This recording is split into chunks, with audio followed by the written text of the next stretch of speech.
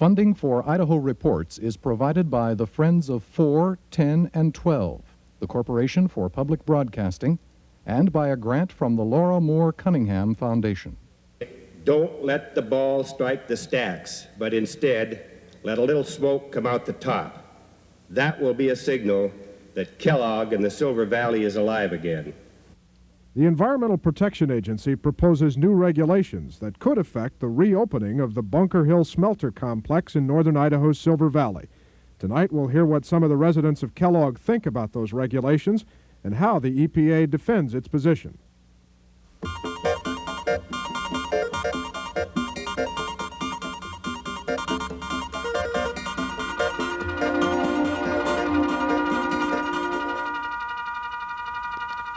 Good evening.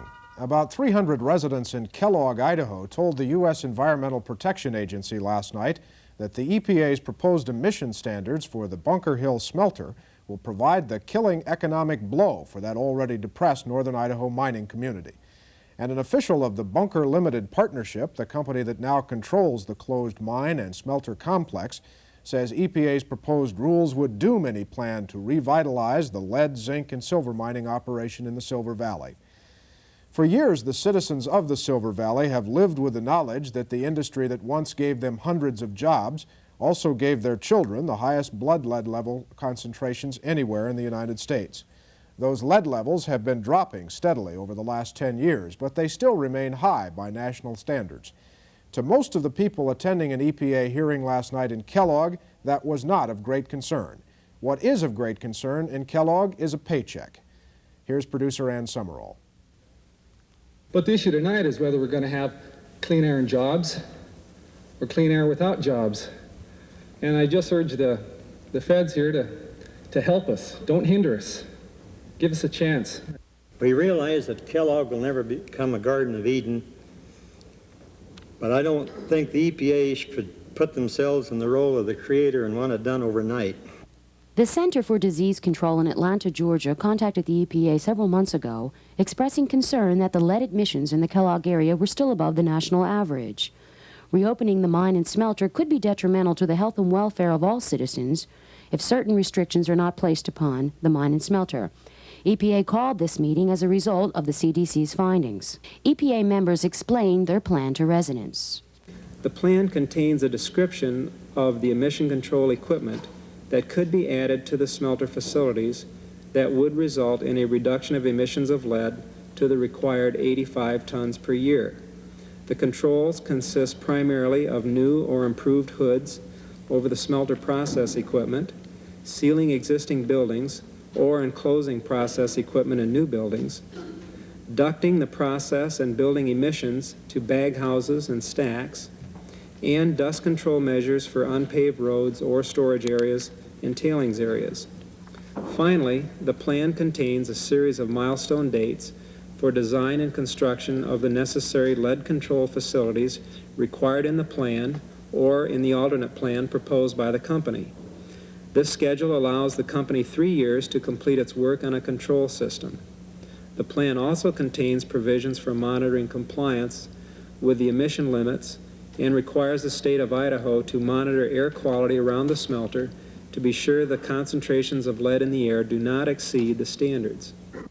Bunker Limited Partnership, the present owner of the mine and smelter, feels the EPA's plan is not feasible. The regulation is being proposed at a time when Shoshone County has already achieved attainment of the standard. Bunker Limited Partnership views EPA's proposal as excessively stringent, unnecessary, and technically flawed, and we feel it will assure that the smelting facilities will never again have the slightest chance of operating. Bunker Limited's plan suggests the following. Bunker Limited urges EPA to adopt a simple regulation that states no lead and zinc smelter in Shoshone County shall start up without giving 6 months advance notice to EPA and the state. Such a regulation should contain the following details. 1. The facility in issue will be deemed to be temporarily closed instead of permanently closed until January 1, 1990 or sooner if EPA gives public notice that based upon evidence in the record, an earlier date of permanent closure is warranted.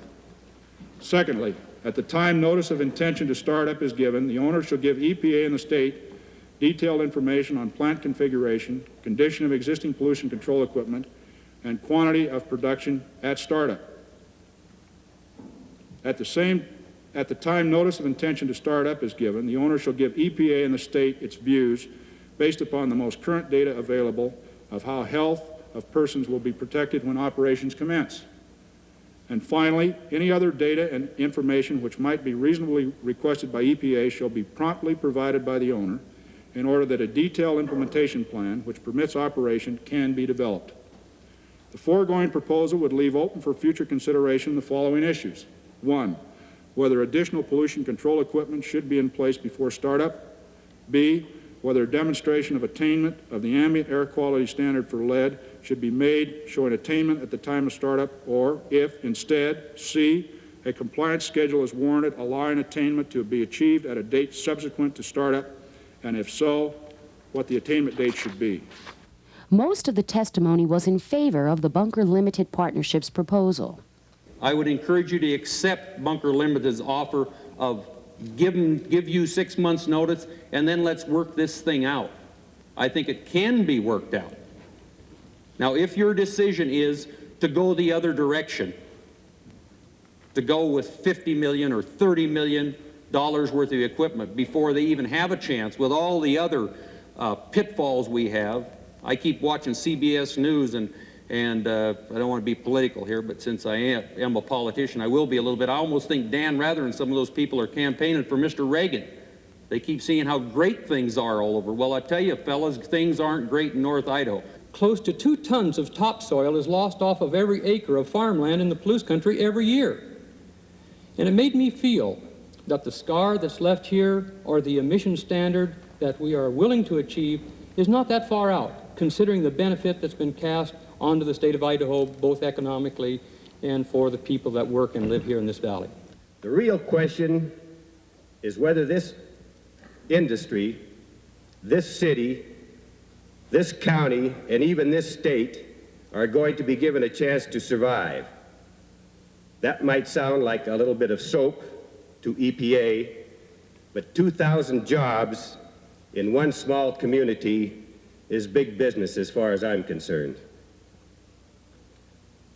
Isn't it amazing that our federal government unloads the truck for New York City, increases the national debt to help Chrysler Corporation, is negotiating to bail out the banks, and then says, where in the hell is Kellogg, Idaho? I really don't know what the economics of reopening the plants are. I'm not privy to that information. Bunker Hill has listed problems that they face, such as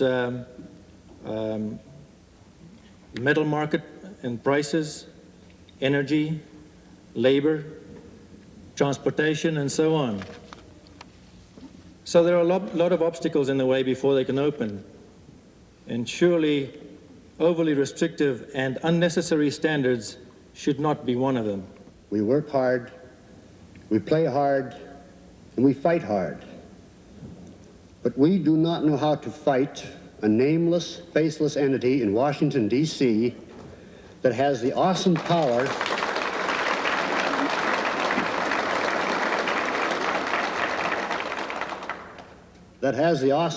to decide the fate of thousands of our citizens by promulgating a regulatory scheme with no proven basis, and I repeat, no proven basis of current facts. One man spoke in favor of the EPA's proposed plan for reducing lead emission.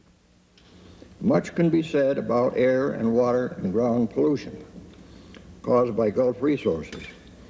Why return to the same conditions of pollutions that prevailed then, which is what Bunker Limited wants to do according to their proposed plan? The technology is and has been available for some time to clean up the air and water discharged from smelters and zinc plants.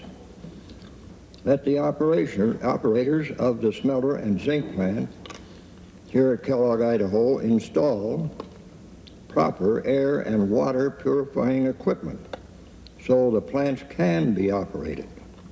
to meet EPA air and water standards.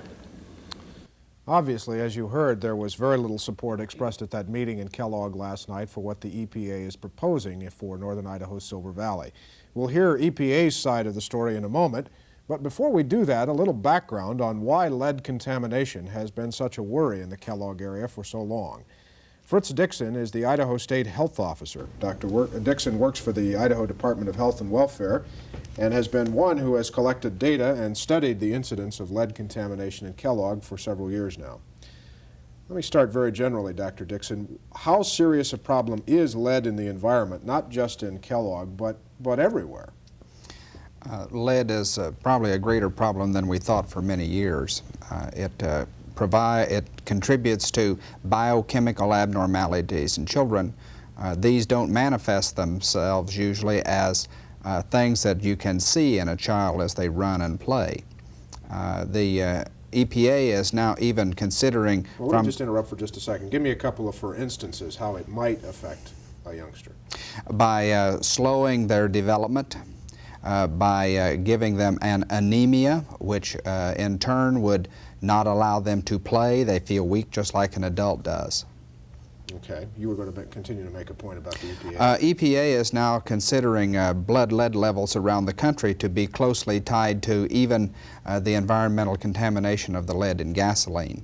And that is a much more ubiquitous or general thing in the country than even the focal circumstances that occur around smelters and that occur in housing built before World War II. The lead ingestion of paint, for example, does seem to be different. It presents a greater incidence of acute lead poisoning in children when they get their lead that way. We don't understand why that is, but children who had blood lead levels as high as we had in 1974, if they had lived in Baltimore or eastern cities and had acquired those lead levels by eating paint chips off the windowsill, would have had more of the manifestations of acute lead encephalopathy, staggering, falling, projectile vomiting, even convulsions and death. We didn't have that up north, and no one really knows why. Okay, well, it's obvious how someone would become contaminated by eating paint that had lead in it. How does one become contaminated, if that's the right word for it, in a place like Kellogg around a smelter? How does the lead get into the body? It gets into the body by either ingestion, by eating it, or by breathing it. The environmental samples that we have from there show lead in the environment, and the soil, the windowsills, the ground outside, as high as 4%. And when you can simply reach down and scoop up a sample of dust out of someone's yard and test it and find out that it's 4% lead, that's a lot of lead. And as I mentioned at the beginning, your latest tests in the Silver Valley show still the highest blood lead level concentrations of any place in the country. At the present time, we have had almost a continual decline in blood lead levels in that area since 1974. The lead levels that we have up there now are becoming reasonable. The highest we had in the August 1983 study was the last time that we did it. And we've done them every year in August, except one year in 1980 we did them twice. Are now down to where the highest level we have is 45. Our average for Area 1 is only 21, so I can say at this time we're getting down to reasonable blood lead levels in that area. There are urban areas in the United States and there is a racial difference, and we don't know why that is, but it just simply does exist. There are urban areas in the United States where children who are playing next to interstate highways have blood lead levels of 14 and 16. So we're not tremendously far off from where those national lead levels are at the present time. They're still high for rural areas such as the farmlands of Iowa and places like that, where they may be 4 or 5. I see. There is, correct me if I'm wrong, some considerable disagreement in the scientific community about just what constitutes a dangerous lead level. That's true, and I alluded to that a little bit when I said that the blood lead levels that we found in Kellogg and Shoshone County in 1974, if they had been found in children in the eastern United States from obtaining their lead from a different source, we would have had many cases, I believe, of acute lead poisoning and children hospitalized with symptoms that any physician or clinician would not have argued with. The kind of symptoms you mentioned earlier. Yes. Mm-hmm. But that didn't happen in Kellogg. That apparently didn't happen in Kellogg. And you don't know why. We do not know why. Okay. Let me ask you finally, the state I know has done a good deal since 1974 to deal with this situation in Kellogg. Just what have you done? Our focus has been primarily educational. With the amount of money that was available, there were some buildings, houses that were actually torn down and people moved out of the very high, close-in contamination, the highly contaminated areas close to the smelter. Most of the rest of what we did was some yard cleanup to see if seeding and grassing yards would have an effect. And to educate people as to the risk to their children up there, because it's very hard to keep track of children all the time. Only parents can do that. Children who put things in their mouths all the time have higher blood levels than children who don't do those kinds of things. So it's a matter of cleaning up houses, keeping the dust levels down, and educating parents to wash their kids' hands, not let them put the pacifiers in their mouths and those kind of things. Just in a word or two, how successful have those efforts been? Well, the air emissions have gone down over time since 1974. What that contribution has been to the recombinant dust on the ground and what has been due to the educational efforts, we can't separate all of those things out. There's been a lot of different things happen over the years up there, and it's difficult to say what component of the lowering of the levels has been due to the various activities that have been undertaken. We'll come back, Dr. Dixon. View of this situation now from the Environmental Protection Agency. Mark Mazurek is the Idaho Air Quality Coordinator for the Environmental Protection Agency. He's based in Boise. I should tell you that we invited a representative of the Bunker Hill operation, Bunker Limited Partnership it's called now, to appear on this broadcast tonight. They declined. From the EPA's perspective, how serious is the lead problem in Kellogg today?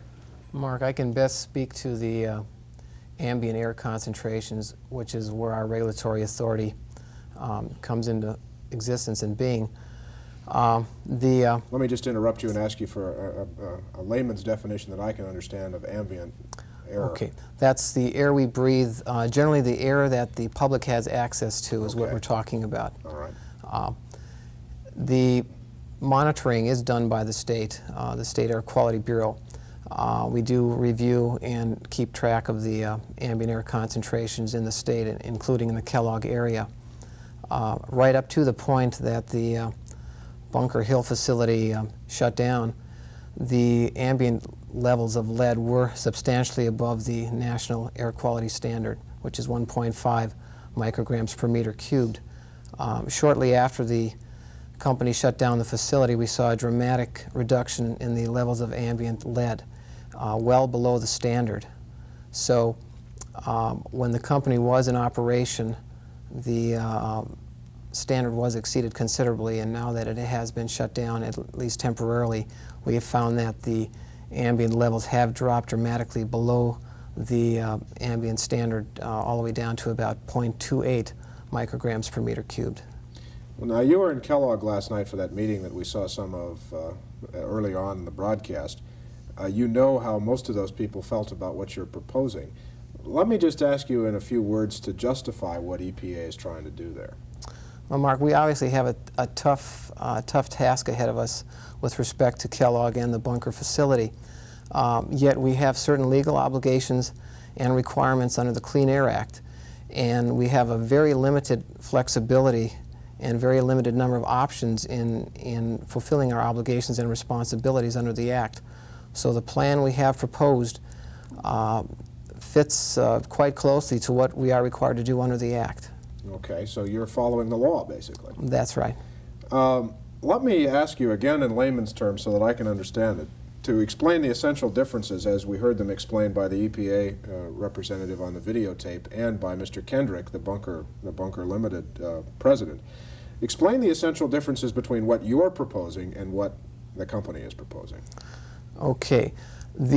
Our proposal basically sets a specific date when a 3-year clock will start. That would be the effective date of the regulation when it becomes final. From that time forward, the company would have 3 years to attain compliance with the standard through certain emission controls. As best as I understand the company's proposal, let me just interrupt to say that that clock now would start December 1st this year as you propose it at this point. If on that date the final rule was promulgated, it would start December 1. And from that date, the company would again have 3 years to bring itself into compliance. That's correct. Okay.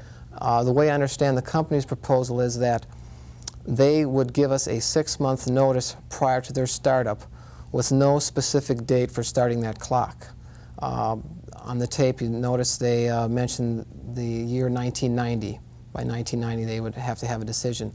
The Clean Air Act does not allow for us to have that kind of a floating date. It specifically says and prescribes a certain requirement, a time requirement, by which time we have to promulgate a rule, and then gives us the 3 years to bring the facility into compliance. So, specifically, the bunker plan just doesn't tie it down tight enough in terms of time. That's correct. Is that what I'm hearing you say? That's correct. All right. Is there anything else basically wrong with the way they're proposing to do this? We've invited the company to give us any alternative proposal they may have. Our technical proposal was just one option. Obviously, the company is in a far better position to know the economics, know the facility, and come up with a plan that's probably far less costly and can do the same job. At this point, we have not received a technical proposal. We have just basically received the proposal to allow flexibility in when the clock starts. So I couldn't comment on what they would have envisioned in terms of controls, because we haven't seen anything yet. We heard the figures, maybe $30 or $50 million to do what EPA is saying has to be done. In the ballpark? I believe definitely so. The company mentioned probably more, and that's probably very likely. Okay. Well, let me open this up and ask you both, Dr. Dixon, what happens if this plant reopens? Do we have any idea what happens to the lead levels in the Silver Valley? The level of lead in the air permissible under the law, which is 1.5 micrograms per cubic meter, went through a lot of evaluation and calculation and was finally set as a level which, to the best technical judgment, would keep children's blood lead levels from exceeding 30 micrograms per deciliter of blood. If that was correctly selected and calculated, and I have no reason to think that it was not, with the lead that's in the environment, and we see blood lead levels that are higher than we'd really expected in children born since the smelter closed, for example. So they must be picking up some component of lead from that which is already there. So there are kids that are getting lead somehow, even though the smelter's been closed down since late 1981. Absolutely. And that was one of the things that no one knew and had opinions and feelings about from 1974 on. Many people felt that most of the elevated blood lead levels was not due to the emissions and the lead that was in the air, but was due to the blowing and the dust and the 4% lead in the ground on the windowsills and everything else that everyone knew was up there. If that 1.5 micrograms per cubic meter of air was properly placed, and that is exceeded for very long, and by that I think by a few months, because we don't know exactly how quick kids pick up lead by breathing it or eating it. It takes a little time of at least, probably with low levels, it takes at least weeks or months for them to start showing an elevating blood lead level. If that 1.5 was picked properly, and I have no reason to think that it wasn't, if that is exceeded by any significant factor of 2 or 3 or 4 or 5 over a period of months, blood lead levels should start going back up, and I have no reason to think that they will not. Is what EPA is proposing here, is it designed to keep the level at this 1.5 that Dr. Dixon talks about? That's correct. Our proposal was based on a model where we fit emissions data and try and establish and predict what type of concentrations around the smelter would result. So, let me just interrupt to ask you about Dr. Dixon's conjecture that if the level goes above 1.5, that the blood lead level will start over time to go back up. That's what EPA is concerned about, right? That's correct. That's correct. The ambient standard is correlated to blood lead levels. Okay. Well, let me get to what many people in Kellogg, it seems to me, think is really the issue here. You heard the fellow at the very beginning of the videotape say, in essence, that if there is a trade-off here, that is a trade-off between jobs and the health of the population, then let us make the trade-off and we'll go for the jobs. Dr. Dixon, what do you say to that argument? Well, at the present time, the federal law that EPA is operating under doesn't allow that to occur. Well, I realize that the law doesn't, but I think the folks in Kellogg are saying that the law is wrong, at least as it applies to our town. I, as a physician and the health officer of the state of Idaho, would hate to see a circumstance come about where blood lead levels in children will start going up, because I don't know how high they will go and at what level we will start seeing acute lead poisoning. We haven't had that in the past. I don't know at what level it will finally start occurring up there. And that's the closest answer that I can come to that. I don't know exactly where it will occur. I think it will start occurring at some time, at some blood lead level. And anytime you allow that circumstance to start, where you start making a calculated risk of allowing blood lead levels to gradually start going up again, I think is a bad circumstance to have happen. What's your view of that question about the trade-offs?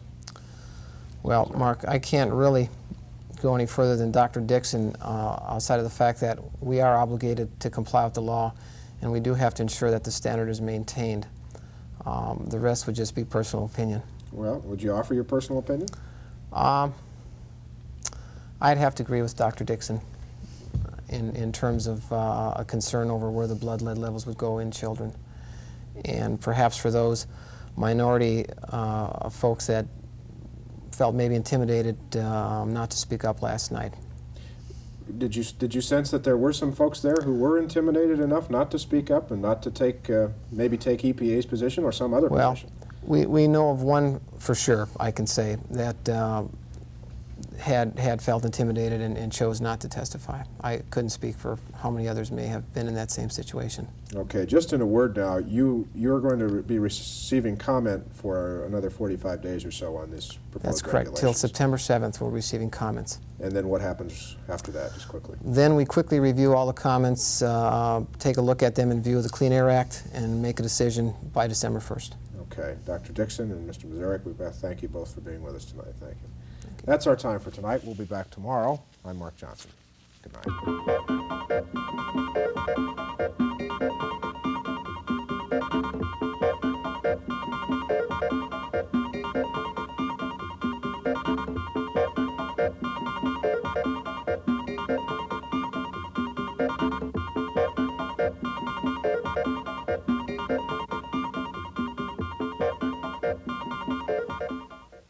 Funding for Idaho Reports is provided by the Friends of 4, 10, and 12, the Corporation for Public Broadcasting, and by a grant from the Laura Moore Cunningham Foundation.